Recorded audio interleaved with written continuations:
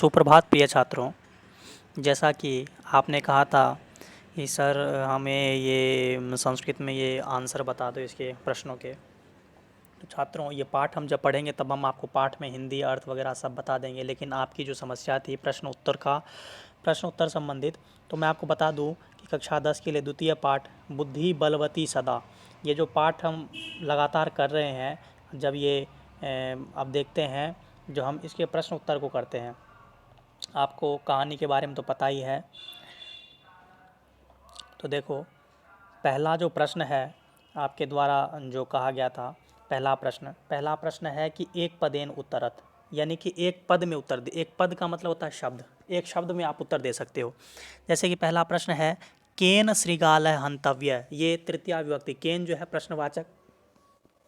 प्रश्नवाचक है और तृतीया विभक्ति है, और इसमें इसका अर्थ निकलता है केन यानी किसके द्वारा, किसके द्वारा। श्रृगाल है, जो श्रृगाल है, हंतव्य है, मारा जाएगा। किसके द्वारा श्रृगाल जो है मारा जाएगा, मरेगा, है ना, किसके द्वारा। तो यहाँ पर देखो, आप पाठ में हम देखेंगे कि श्रृगाल जो है यहाँ पर कह रहा है ना, यहाँ पर तरही त्वया अहम हंतव्यम, तरही यानी तब, त्वया यानी तुम्हारे द्वारा। ये किन दोनों के बीच में बात हो रही है, ये हो रही बात श्रृगाल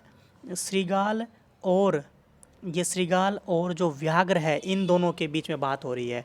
तो तरही त्वया, त्वया किसके लिए है, तुम्हारे द्वारा, त्वया यानी व्याघ्राय, अहम हंतव्यम, तो आप वहाँ पर आंसर क्या लिखेंगे, व्याघ्रेन। तृतीया विभक्ति में प्रश्न पूछा गया है तो आप आंसर भी क्या लिखेंगे, तृतीया विभक्ति में लिखेंगे। तो केन कह रहा है तो केन का क्या लिखेंगे, वहाँ पर केन को हटा करके आप लिखेंगे व्याघ्रेन, ये उत्तर हो जाएगा। दूसरा प्रश्न है सिंह निज गले के बधनाती, सिंह निज गले, सिंह जो है निज गले यानी अपने गले में, के बधनाती किसको बांधता है, किसको बांधता है। जब वो कहता है ना कि जो भाई आप चलो उस व्याघ्रमारी के पास में, हम चलेंगे देखते हैं क्या करता है, तो वो सिंह कहता है कि जो अरे तू तो मान ले कि जो मैं उस व्याघ्रमारी के द्वारा मारा जाऊंगा तो तुम तो भग जाओगे वहाँ से, मैं तुम्हें कैसे मारने के लिए जीवित थोड़ी रहूँगा। तो श्रृगाल कहता है कि आप ऐसा करो, यदि त्वां मुक्त्वा यासि तदा वेलाप्यं स्यात् जम्बुकः यदि तर्हि माम निज गले बद्ध्वा चल सत्वरम। माम यानी मुझको, तो किसको कह रहा है, जम्बुकः। तो उत्तर क्या आ जाएगा, सिंह निज गले के बदनाती, तो आप उत्तर करेंगे सिंह निज गले जम्बुकः बदनाती। जम्बुकः यानी श्रृगाल है, जम्बुकः। इस प्रकार से फिर तीसरा प्रश्न हो गया का प्रति उत्पन्नमति आसीत, का प्रति उत्पन्नमति आसीत, कौन उसका नाम बताओ जो प्रति उत्पन्नमति थी, ये विशेषण हो गया, यानी कि उसके प्रति उत्पन्न हो गई बुद्धि जिसकी, ऐसा कौन थी वो, तो वो कौन थी, इसका आंसर हो जाएगा व्याघ्रमारी, व्याघ्रमारी थी ना, व्याघ्रमारी हो जाएगा इसका आंसर। ऊपर लिखा हुआ है ये सब, है ना, आप जब पढ़ेंगे ना तब हम बताएंगे आपको। तो चौथा प्रश्न है केसु बुद्धि बलवती, केसु यानी किस में बुद्धि जो है बलवती होती है। बुद्धि जो है यानी कि बुद्धि जो है किन किन कार्यों में बलवती होती है, तो उन्होंने कहा था कि बुद्धि जो है ना सर्व कार्येषु,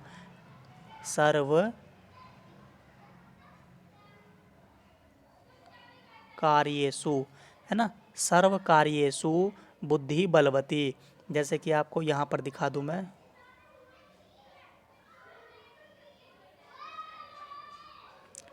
ये देख लो, यहाँ पर इसने दिया हुआ है जो वो ये देखो, बुद्धिर बलवती तन्वी सर्व कार्येषु सर्वदा, बुद्धि बलवती होती है तन्वी यानी उस कृशांगी के द्वारा, उस सुंदर शरीर वाली के द्वारा, सर्व कार्येषु सर्वदा, सभी कार्यों में, सर्वदा यानी हमेशा, बुद्धि क्या होती है, बलवती होती है।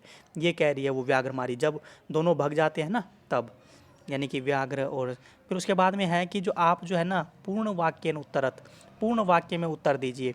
पहला जो है किम उक्त्वा व्याघ्रमारी धाविता, किम उक्त्वा, किम यानी क्या, उक्त्वा यानी बोल करके, व्याघ्रमारी धाविता, व्याघ्रमारी जो है धावित यानी भागी, उसकी तरफ भागी, क्या बोलते हुए भागी व्याघ्रमारी। तो देखो यहाँ पर है कि व्याघ्रमारी जब वो सिंह अपने गले में बांध करके उसको लेके जाता है व्याघ्रमारी के सामने, तो व्याघ्रमारी ये समझती है कि जो सिंह को अगर मैं बोलूँगी तो सिंह समझेगा कि जो ये तो वैसे ही बातें बोल रही है, इसका मतलब ये बनावटी बात बोल रही है।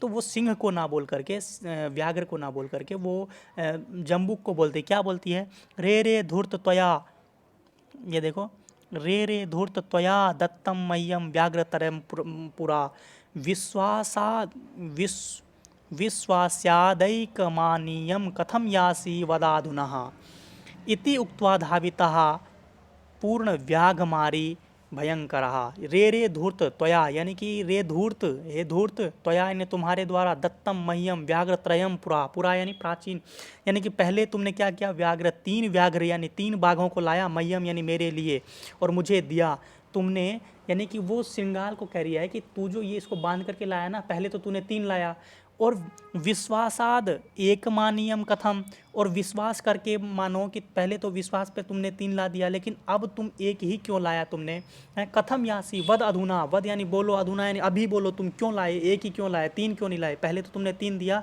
अब एक ही क्यों दिया। तो इति उक्त्वा धाविता, यह बोल करके वो जो है ना, वो तेज गति से यानी भयंकर रूप धारण करके भागती है व्याघ्रमारी। तो इसका आंसर जो होगा वो हो गया दूसरा वाला।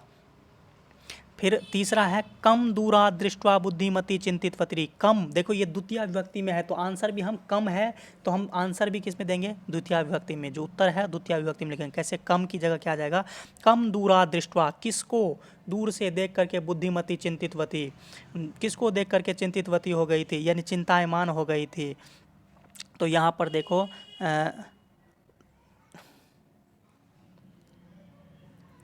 यहाँ पर देखो, ये है ना, पुरन श्रृगालेन सहितम पुनरायंतम व्याघ्रम दूरात दृष्ट्वा बुद्धिमती चिंतितवती। व्याघ्रम यहाँ पर अनुस्वार होगा द्वितीय विभक्ति में, क्योंकि वहाँ पर प्रश्न द्वितीय में पूछा गया है, तो व्याघ्रम, पुनरायांतम व्याघ्रम दूरात दृष्ट्वा, ये आएगा उसका आंसर। फिर उसके बाद में है कि बुद्धिमती कस्मात पुनः मुक्ता अभवत। कस्मात यानी किससे, पंचमी विभक्ति है, राम शब्द को देखना, वैसे ही चलेंगे शब्द।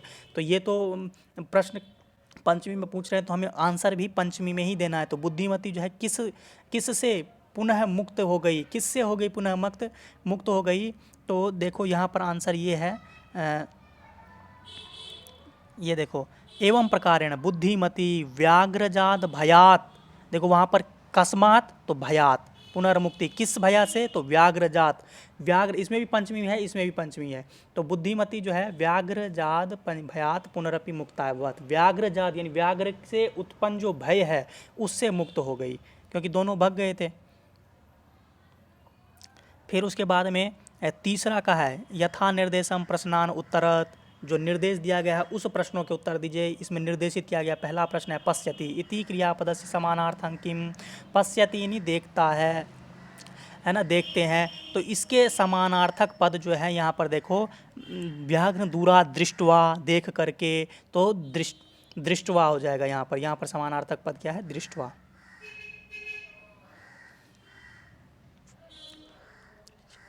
पश्यति है तो यहाँ पर आप क्या कर देंगे, उसको देख करके दृश्यति कर देंगे, दृश्यति नहीं, दृष्टवा आया वहाँ पे, मैंने बता दिया था आपको कि वहाँ पर दृष्टवा है, तो दृष्टवा यानी देख करके, पश्यति यानी देखती है, और दृष्टवा यानी देख करके। फिर उसके बाद में दूसरा प्रश्न है समीपात इति पदस्य किम विलोम पदम गद्यांश से प्रयुक्तम। समीपात विलोम पदम, समीप यानी पास में, और विलोम यानी दूरात, वहाँ पर आया था ना दूरात एव दृष्टवा, दूर से ही देख करके, तो समीप का जो हो जाएगा वो क्या हो जाएगा, इस प्रश्न का उत्तर हो जाएगा दूरात, दूरात हो जाएगा। पुनरायंतम व्याघ्रम इत्यानयोः पदयोः किम विशेषण पदम।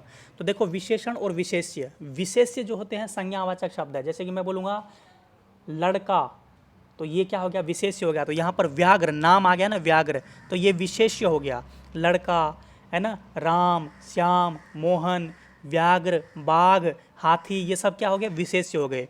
लेकिन इसकी विशेषता, जैसे कि मैं बोलूँगा मोटा लड़का, तो मोटा क्या हो गया, इसकी विशेषता हो गया। मैं कहूँगा अच्छा राम, तो ये अच्छा जो है गया वो लंबा राम है ना, पतला राम, तो पतला उससे पहले विशेष्य से पहले जो लगे हुए शब्द है, जो विशेषता बता रही है विशेष्य की, तो वो विशेषण हो जाते हैं। तो इससे पहले जो ये शब्द है वो विशेषण है, ये है ना, पुनरायंतम। फिर उसके बाद में यदि त्वम माम मुक्त्वा यासी इति वाक्ये त्वम इति पदस्य, त्वम जो है ये पद, त्वम जो है ये पद सर्वनाम पदम कस्मै प्रयुक्तम। त्वम ये कह रही है ना, जो यदि त्वम माम मुक्त्वा यासी, यदि त्वम यानी तुम, माम माम मुझको, मुक्त्वा मुक्त करके यासी यानी भाग जाओ, तो त्वम किसके लिए है, तो वो किसके लिए है, जम्बुक के लिए है, ये जम्बुक के लिए कह रहा है, तो जम्बुक है। कसमय कह रहा है ना, तो कसमय कह रहा है तो जम्बुकाय, कसमय यानी चतुर्थी है, तो आप इसको क्या करेंगे, चतुर्थी में ही कर देंगे। तो कसमय का क्या हो जाएगा, जम्बुकाय, जैसे रामाय बनता है, तो जम्बुकाय, ये अर्थ हो गया। ठीक है बच्चों, धन्यवाद।